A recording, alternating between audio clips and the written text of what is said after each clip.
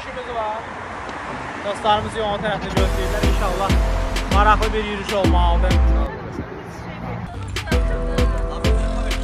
Aynə Türk cəmaatı buraxdılar. Belə lütflardan ehtiyatlı olun.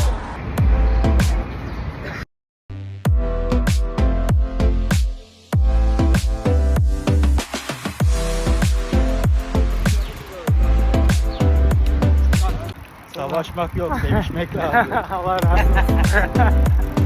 Deyirəm ki, bir dəfə tura çıxanda nə olar? Eləməyim də bu işləri. Vulkanizasiya. Onu çəkdə danışalım.